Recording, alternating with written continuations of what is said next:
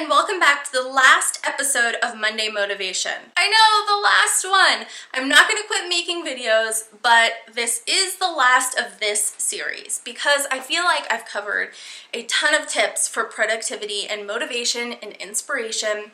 So in the new year, I'm going to be covering some other topics. So I will keep making videos for you, don't worry, but Monday Motivation is coming to a close. Monday Motivation is the video series to help you kickstart your week with energy and inspiration. And the last topic I want to talk about is setting huge goals.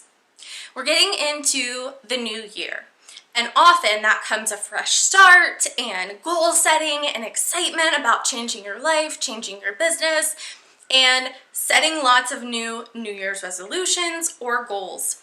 And one of the things that I want you to keep in mind when you are doing some goal setting for this upcoming year is what type of goals you want to set for yourself. Let me tell you what I mean by that.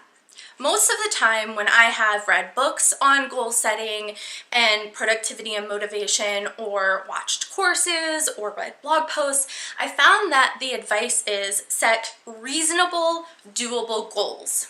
If not, you're going to get overwhelmed, you're going to get stressed, you're going to give up, it's not going to feel good, all of these negative things. This past year, I read a book by Grant Cardone, The 10 Times Rule, and one of the things that really stood out to me in that book was the sentence that said something like, you don't need to set average goals to have an average life. You can just have an average life. You don't need to set any goals for that. And that really hit home for me. I'm somebody that I need big things to keep me excited and motivated and going. So one of the things that I told myself is that for 2017, I was going to set really large goals. I was going to think about the goals that I want to set, and then I'm going to make them so much bigger. Let me give you an example. Let's say you want to make a side income from your business and you would like to be making $1,000 a month. That's the goal. What if you increase the goal to $5,000 a month? One, you're probably going to do enough to hit that base goal of $1,000, but there's a likelihood that you're going to surpass that and go way past it because you're going to be doing the work to try to hit that bigger goal.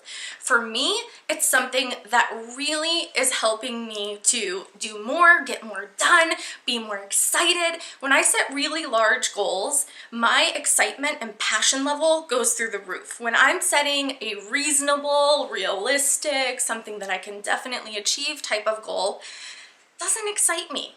Now, for some of you, you might be thinking, if I set really big goals, I am going to get overwhelmed and stressed and not like it. And if that's the case, then keep going with what you're doing. This isn't going to work for everybody. But if you're somebody who is really competitive, if you're somebody who this sounds really exciting for, I am challenging you to take the goals that you've already thought about for 2017 and making them much bigger and see what happens.